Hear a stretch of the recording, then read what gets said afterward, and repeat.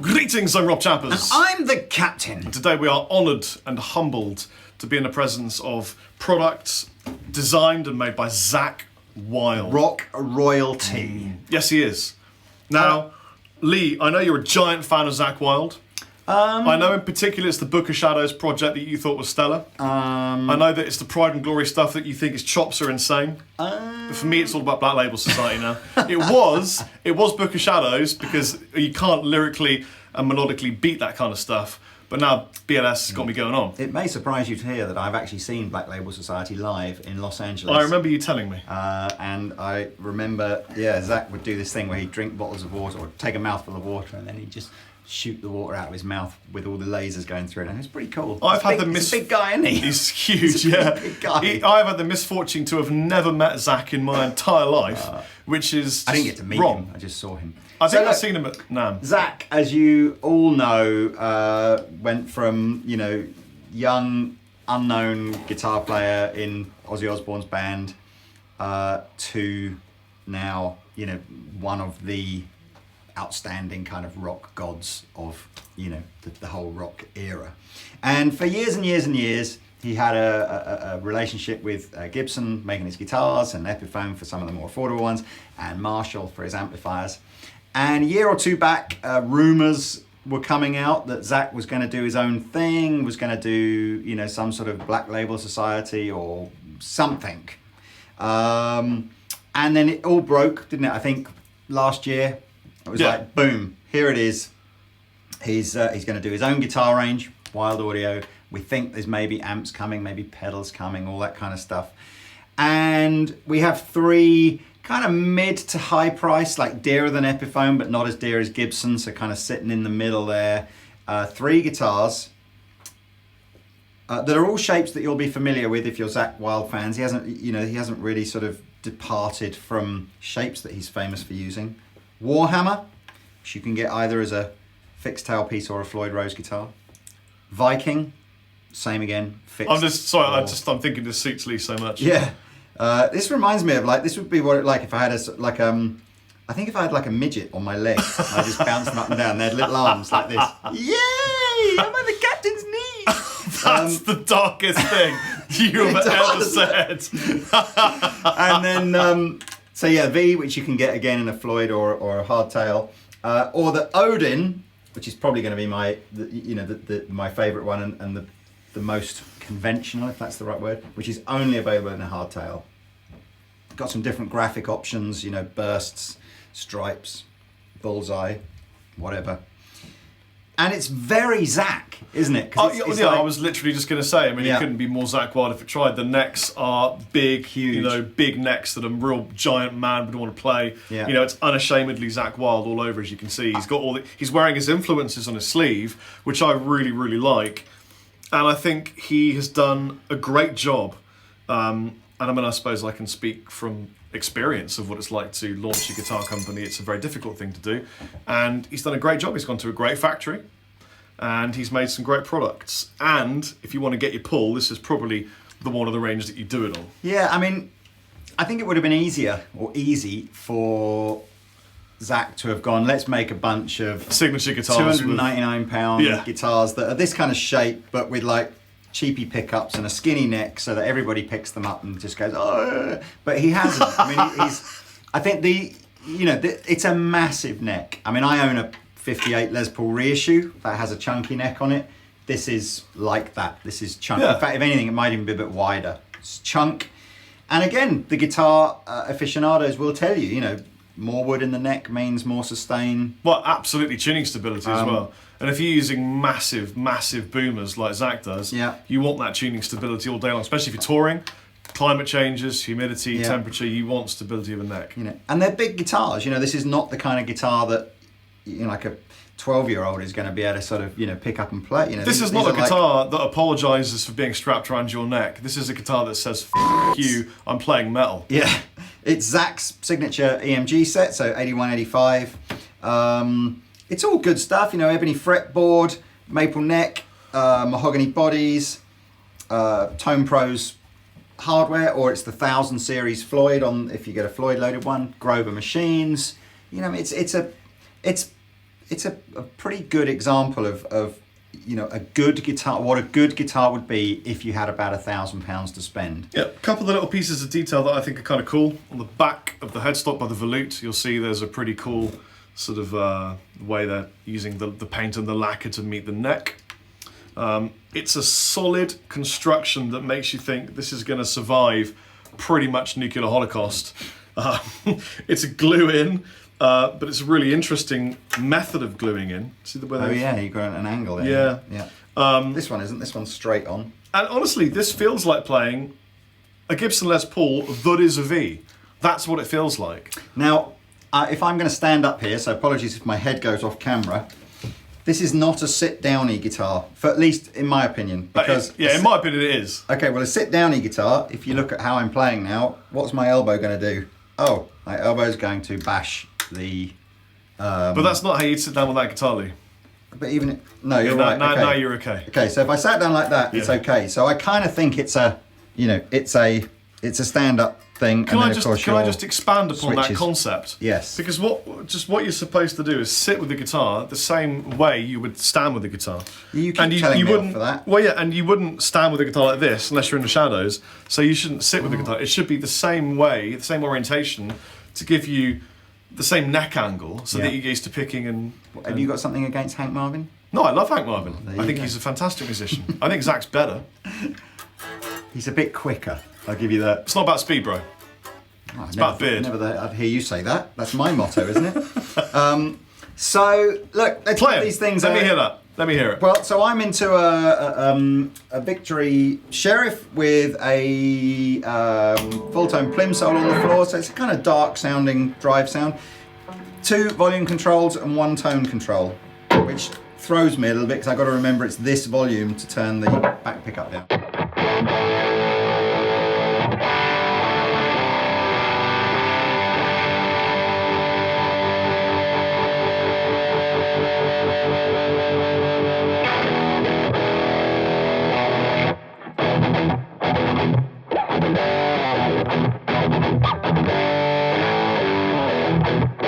What am I doing? It should be the default tuning, shouldn't it?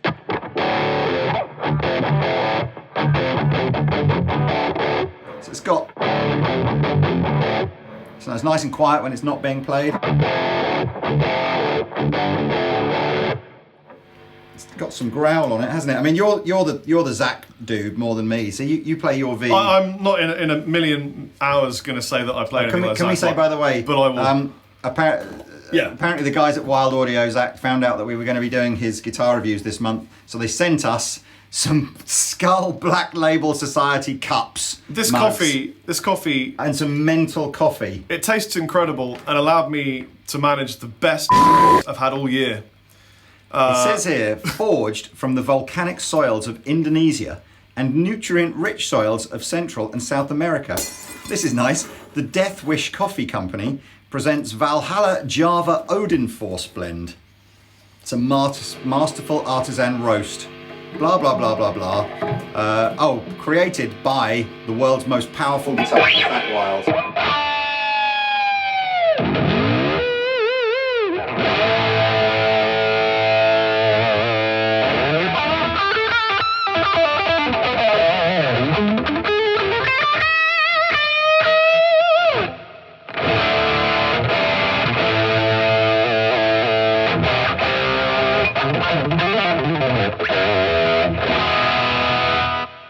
It takes getting used to the neck, but when you do, actually, it kind of feels quite comfortable.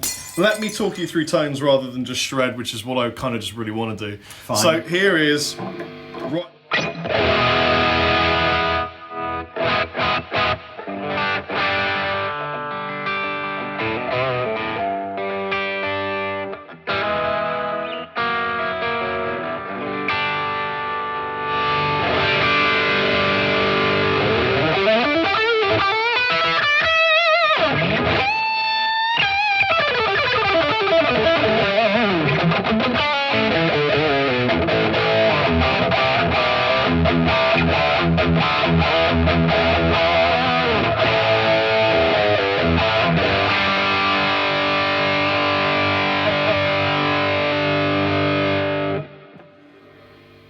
I love the feel of this guitar. You're into it now, Yeah, I am. In the middle position, you get more the woody tones.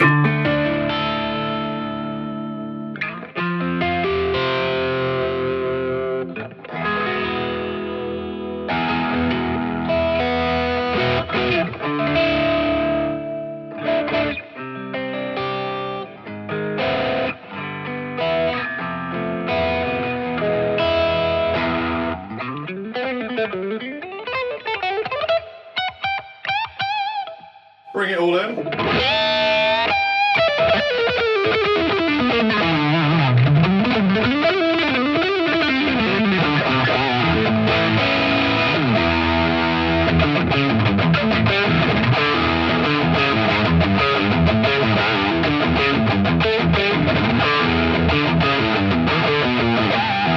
That's actually better in the...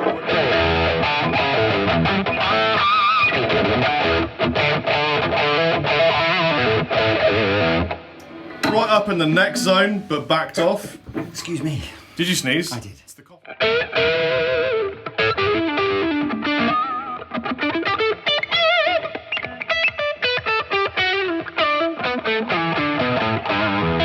I'm enjoying the attack that I'm sensing that I'm getting from the neck. Going to give you more of the volume.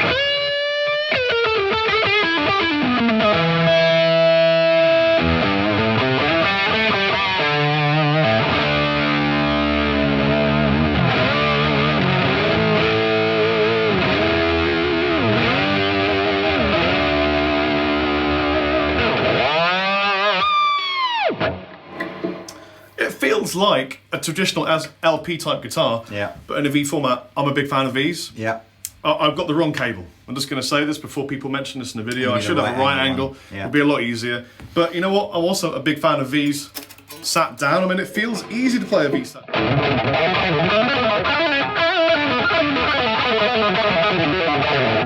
I like all that. Just in case any of you are wondering as well, because I think it's a monster sound. We're just using the little Fender bass breaker combo with no pedals or anything. Yeah, I know. But we're running it into the 4x12 underneath, which adds a little bit of oomph to it. Yes. But I don't know, I mean, because the EMG 8185 set it gets sort of mocked, doesn't it? A lot. Well, only by people that don't like the sound.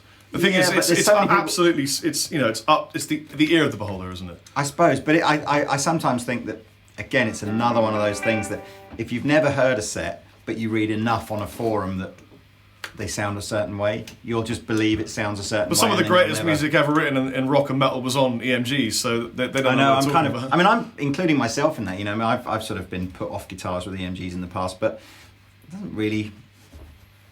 I mean, people always criticise EMGs saying like they're not dynamic or they're not. It's like, well, it sounds pretty dynamic. Yeah, I don't think people that talk about that understand the recording process. Or the mastering process, or the to-market music process, or MP3s. Yeah, maybe.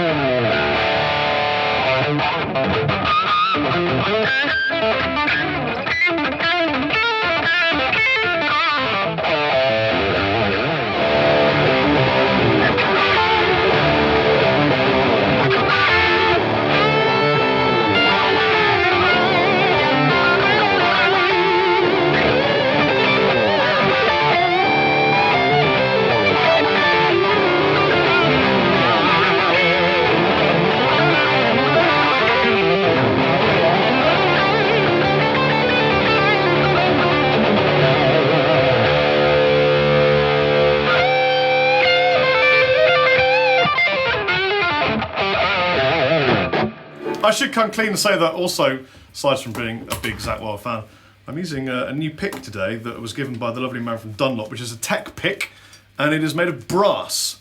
And I'm liking the sound of extra attack, is it? I'm liking the sound of metal on metal because I'm just finding that it's.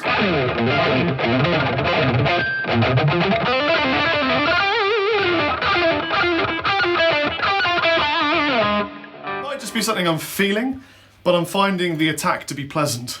Ah, it sounds good. I mean, for sure, once you've played this one for 2 minutes and then you pick the Odin up, all of a sudden it feels like you've got like the world's smallest guitar. So this is like way more comfortable for me as a, you know, someone that's used to playing guitars that are this kind of shape. And of course the switch is now in a more familiar position. And all of a sudden I'm kind of, and the neck, like I think we've said this before, every time you change from one guitar to a next, that feeling that something is like uncomfortably fat or uncomfortably slim or whatever goes away pretty quickly. Yeah. You know? So, you know, you're...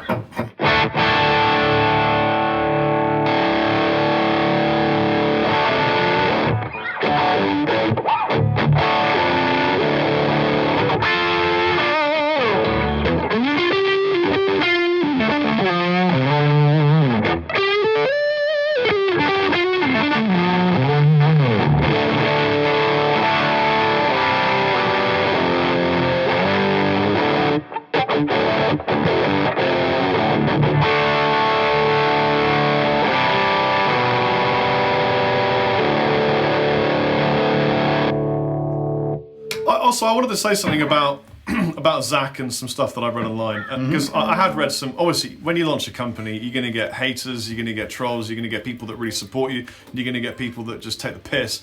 And I did see some comments saying, you know, he's sold out, he just wants to make money. There's no selling out in launching a business and working really hard to bring something to the public that you really believe in. And these guitars scream of somebody that believes in something and wanted to do something he felt was right. It takes a lot of hard work, dedication to do that, so I think that's a good thing, and I applaud Zakk Wylde for doing it. Whether or not the styling is your cup of tea, like I'd say in England we call them Marmite. Marmite's a thing, you either love it or you hate it. Yeah. You know, I think they're Marmite guitars because not everybody is going to love the styling and the shape and the colours, but if you're into this kind of genre... I think they get, you know, for sure, it goes from this being the least Marmite, this being the in-between, like the next least, and that for sure, the Warhammer is. This is the kind of guitar you could turn up to a gig and people go, oh, it's kind of funky looking. There's that one, they go, oh, it's a Zakk Wylde fan. You know, that's basically what would happen. Well, no, a fan of the genre. Yeah? Not necessarily just a Zakk Wylde fan, because you'd be, you know, if you were a Dime fan or, you know, one of the other guys in that kind of area, yeah, this just says this is the genre that I'm into. But man, I mean, it's an interesting guitar and it plays great.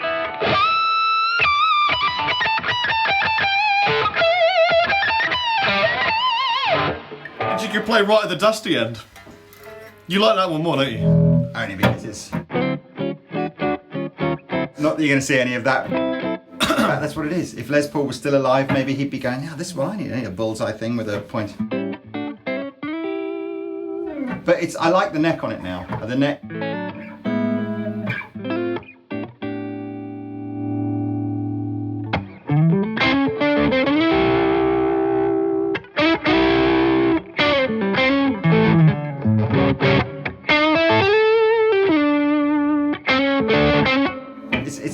I think this is where, with the distortion turned off, that's where you can hear the more EMG kind of signature kind of sound, and I think that's, if anything, where I probably don't like the EMG kind of...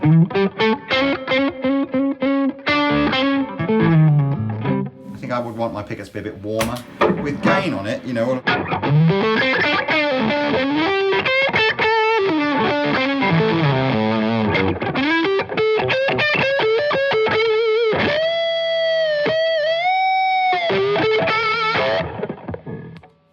Sounds fine. I guess I'm in defence of EMGs because it was a certain sound of a certain era and a certain genre, and there was nothing wrong with that sound. No, it was the sound of a thing, wasn't it? Sort of, you know, 80s and 90s kind of thing. But kind of, there you go, really.